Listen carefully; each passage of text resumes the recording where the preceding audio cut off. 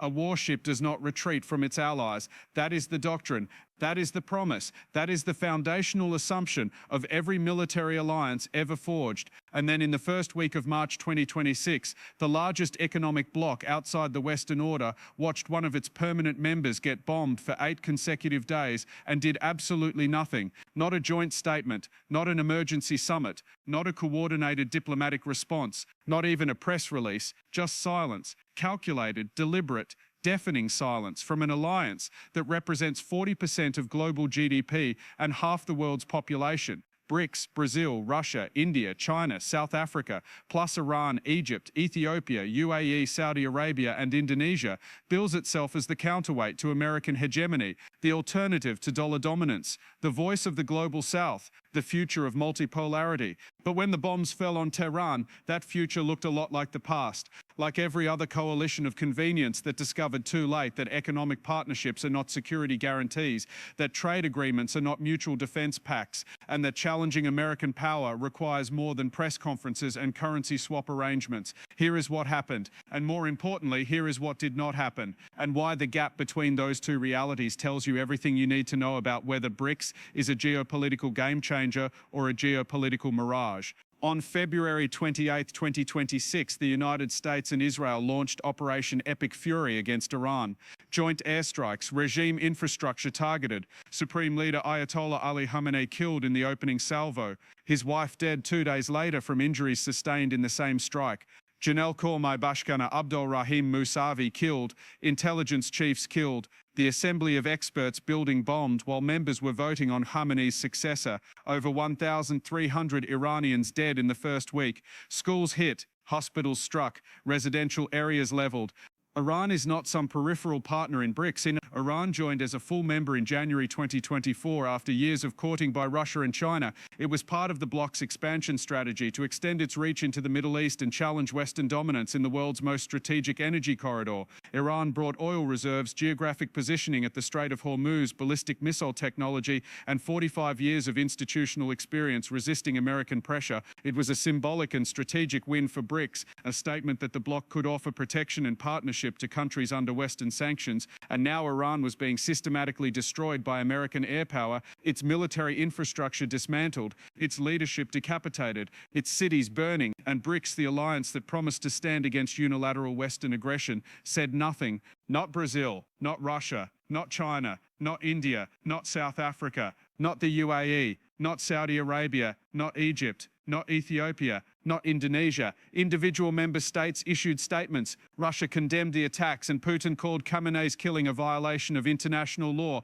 China provided some weapons covertly, but the BRICS bloc as an institution, as a collective, as an alliance with shared interests and coordinated responses, silence. That silence is not an oversight, it is a choice. And the choice reveals the structural flaw at the heart of BRICS that no amount of summit declarations or new development bank bond issues can fix. BRICS is not an alliance, it is a framework for countries with incompatible strategic interests to coordinate on issues where their interests temporarily align. When those interests diverge, the framework collapses, and nothing makes interests diverge faster than war. Here is how the divergence played out member by member. Start with India. India holds the BRICS chairmanship for 2026. That means India is responsible for setting the agenda, organising meetings, and representing the bloc's priorities on the global stage. India's theme for its chairmanship is building for resilience, innovation, cooperation, and sustainability. Within days of assuming the chairmanship, India upgraded its relationship with Israel to a special strategic partnership.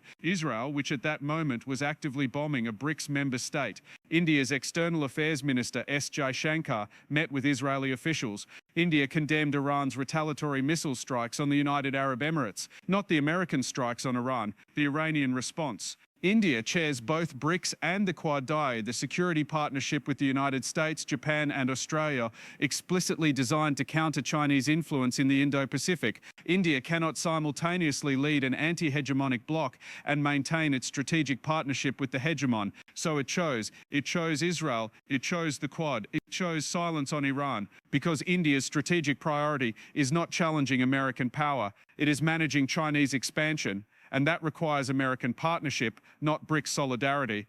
Then there is China. China has invested heavily in Iran through the 25-year comprehensive strategic partnership signed in 2021. Chinese companies have poured billions into Iranian infrastructure as part of the Belt and Road Initiative. Iran supplies China with discounted oil that bypasses Western financial monitoring systems through teapot refineries.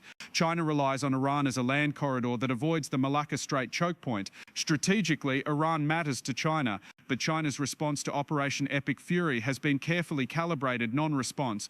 Reports indicate China has supplied weapons to Iran covertly. Chinese reconnaissance satellites may be providing targeting data, but publicly, officially, as a matter of state policy, China has issued generic calls for restraint and de-escalation. No condemnation of the United States, no threat of consequences, no coordination with other BRICS members to impose costs on Washington. Why? Because China's primary economic relationship in the Middle East is not with Iran. It is with the Gulf Cooperation Council states, Saudi Arabia, UAE, Kuwait, Qatar, Bahrain, Oman. These countries collectively supply more oil to China than Iran does. They have deeper financial reserves. They are investing heavily in Chinese infrastructure projects, and several of them are now BRICS members themselves. Saudi Arabia and the UAE joined BRICS in the same 2024 expansion that brought in Iran. So when the United States bombs Iran and Iran retaliates by firing missiles at UAE oil refineries and Saudi air bases, China faces a choice: support Iran and risk alienating the Gulf states that supply its energy and buy its exports,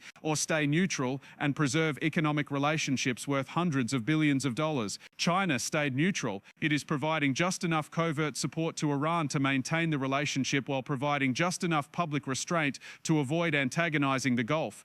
This is not solidarity, this is hedging. And hedging is not what you do when your alliance partner is under existential threat. Hedging is what you do when your alliance partner is a transactional relationship you are willing to sacrifice if the price is right. Russia is the member with the deepest military ties to Iran. Russia and Iran have coordinated extensively in Syria. Russia supplies Iran with advanced weapon systems, including the S-400 air defense network, Su-35 fighter jets, and satellite intelligence through the Khayyam reconnaissance satellite launched in 2022. Russian and Iranian forces have conducted joint naval exercises. Their strategic partnership agreement signed in 2024 includes provisions for intelligence sharing and defense cooperation.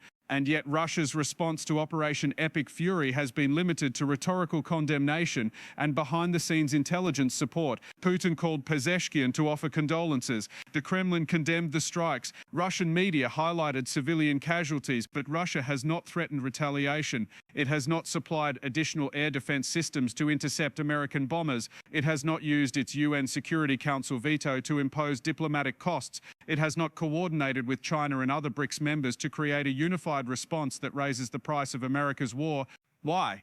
Because Russia is fighting its own war in Ukraine, a war that has exposed deep structural weaknesses in Russia's military and defense industrial base, a war that has made Russia dependent on Chinese economic support and Iranian drone supplies. Russia cannot afford to open a second front with the United States. It cannot divert weapons to Iran that it needs for Ukraine, and it cannot risk further Western sanctions or military escalation when its economy is already under severe strain. So Russia provides intelligence, it offers diplomatic cover, it keeps the relationship alive, but it does not go to war for Iran, because Russia's priority is not defending BRICS, it is surviving Ukraine. Brazil and South Africa, the other two original BRICS members, have been almost entirely absent from the conversation. Brazil, under its current government, has maintained rhetorical support for multipolarity and global South cooperation. But it has not issued a statement on Iran. It has not called for a BRICS emergency meeting. It has not used its diplomatic weight to pressure the United States. South Africa, which hosted BRICS naval exercises with China, Russia and Iran in January 2026, has similarly stayed silent.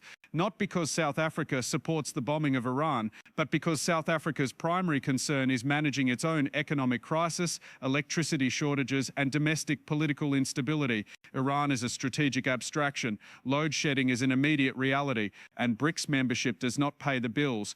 Then there are the newer members. The UAE and Saudi Arabia both joined BRICS in 2024 as part of the expansion that was supposed to demonstrate the bloc's growing influence and appeal. Both countries are now hosting American military bases that are actively being used to strike Iran. Both countries have been targeted by Iranian retaliatory missile and drone attacks. Both countries have closer security relationships with the United States than with Iran. Their BRICS membership was never about ideological alignment or opposition to American hegemony. It was about hedging, about maintaining relationships with both the Western security order and the emerging alternative order, about keeping options open. But when those options collide, when BRICS member Iran attacks BRICS member UAE and BRICS member Saudi Arabia in retaliation for strikes launched from American bases, their territory, the hedging strategy collapses, and the UAE and Saudi Arabia choose the security guarantee that is real and enforceable, which is the one provided by the United States military, not the one implied by BRICS summits. Egypt, Ethiopia, and Indonesia, the other recent additions, have been functionally invisible. They are BRICS members in name. They attend summits. They sign declarations, but they do not have the economic weight or strategic positioning to influence the bloc's response to a crisis of this magnitude. They are passengers, not drivers. This is the reality of BRICS in March 2026. 11 countries with divergent interests, incompatible security priorities, and no institutional mechanism to coordinate a unified response when one member is under attack. And the institutional weakness is not accidental, it is definitional. BRICS was never designed to be a mutual defense alliance. It has no NATO Article 5 equivalent, no obligation to treat an attack on one member as an attack on all, no joint military command, no pooled defense resources, no collective security guarantee. What BRICS has is a new development bank with $100 billion in capital, which is real money for infrastructure projects but is not relevant when the infrastructure being destroyed is military installations under American bombardment. What BRICS has is a currency swap arrangement to reduce dependence on the dollar, which matters for trade settlement but does not stop B-2 bombers. What BRICS has is an expanding membership that now includes 11 full members and 13 partner countries, which looks impressive on summit photographs but means nothing when those members cannot agree on a joint statement because their national interests point in opposite directions. The test BRICS is failing right now is the test every alliance eventually faces. Can you protect your members when they are threatened? Can you impose costs on adversaries who attack them? Can you coordinate a response that changes the aggressor's calculus? NATO passed that test in the Cold War through nuclear deterrence and forward-deployed troops. The Warsaw Pact failed that test when it could not prevent the Soviet Union from collapsing. The Arab League fails that test repeatedly, most recently when it could not stop the destruction of Libya, Syria, or Yemen. The African Union fails that test in almost every conflict on the continent. And BRICS is failing it now, not because its members lack the economic resources to impose costs on the United States. Collectively, BRICS controls enough oil production, rare earth minerals, manufacturing capacity, and dollar reserves to create significant economic pain for Washington if they chose to coordinate. They could restrict energy exports, they could dump treasury bonds, they could cut off supply chains for critical components, they could offer Iran advanced air defense systems, satellite intelligence, and the kind of military support that would make Operation Epic Fury far more costly than it currently is.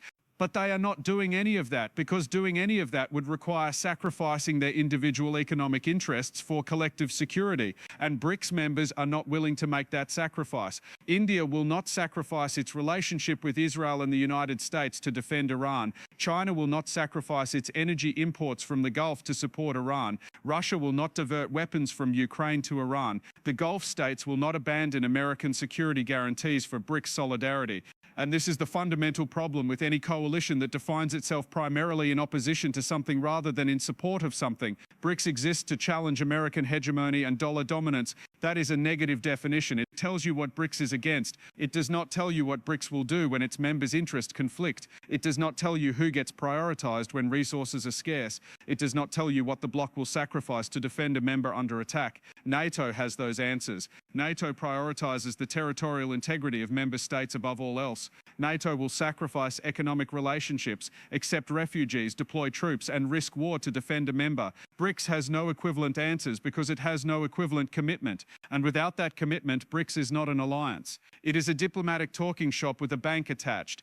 The silence is the message, and the message is being received not just in Tehran but in every capital with a BRICS membership application pending. 65 countries have reportedly expressed interest in joining BRICS or have formally applied for membership. Turkey reaffirmed its BRICS ambitions on March 6th, citing transatlantic rifts with NATO. These countries are watching Iran burn, and they are asking themselves a very simple question. If we join BRICS and then find ourselves targeted by the United States, will the bloc defend us? Or will we get the same treatment Iran is getting right now, which is thoughts and prayers but no actual protection? The answer matters because the value proposition of BRICS has always been that it offers an alternative to Western-dominated institutions, that it provides political cover and economic partnership for countries that do not want to align fully with Washington, that it creates space for independent foreign policy, but independent foreign policy is only viable if you have security guarantees that allow you to resist pressure, and BRICS is demonstrating in real time that it cannot provide those guarantees. This is not the first time BRICS has failed a member in crisis. When Russia invaded Ukraine in February 2022, BRICS did not condemn the invasion, but it also did not provide meaningful support. India and China abstained from UN votes condemning Russia, but they did not supply weapons or break Western sanctions in ways that would have been costly for them. When Israel conducted its war in Gaza starting in October 2023, BRICS members issued statements supporting Palestinian rights, but they took no concrete action to impose costs on Israel or the United States. But those failures were about members' external actions. This failure is different. This is about a member being attacked, and the inability or unwillingness of BRICS to respond reveals that the bloc has no mechanism to translate economic weight into strategic leverage when it matters most. The strategic question is not whether BRICS will collapse. Organizations with this much institutional investment rarely collapse quickly. The new development bank will continue financing infrastructure projects. Summit declarations will continue being signed. Membership will likely continue expanding because countries see value in hedging and maintaining relationships with non-Western powers. The question is whether BRICS will remain what it has always been, a useful forum for coordination on trade, infrastructure, and diplomatic messaging, or evolve into something capable of challenging the American-led security order. And the answer increasingly looks like the former, because security competition requires collective action in the face of costs, and BRICS members are demonstrating that they will not accept those costs. Iran will survive or fall based on its own capabilities and decisions, not because of BRICS support. If Iran's government collapses, BRICS will issue a statement calling for respect for Iranian sovereignty and condemning external interference. If Iran's government survives, BRICS will claim this as evidence of the bloc's resilience and the limits of American power. Either way, BRICS will adapt the narrative to preserve the illusion of influence. But the illusion is cracking, and every country watching this crisis is learning the same lesson.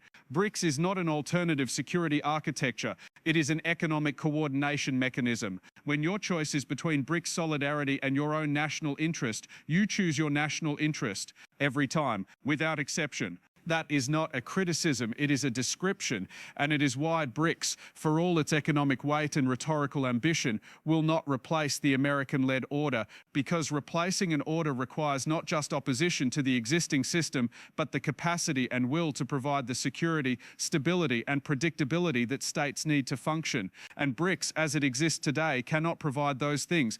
40% of global GDP, half the world's population, and not a single joint statement when one of your own is under attack. That is not multipolarity, that is fragmentation pretending to be an alliance, and fragmentation by definition cannot challenge hegemony. It can only wait for hegemony to collapse under its own contradictions, which might happen eventually, but it is not happening in March 2020. And when the bombs stop falling on Iran, the BRICS bloc will still be what it was before the bombs started, a collection of countries with overlapping economic interests and incompatible strategic priorities, trying to maintain the fiction that coordination equals power. It does not. Power is what you do when your rhetoric is tested, and BRICS just failed the test.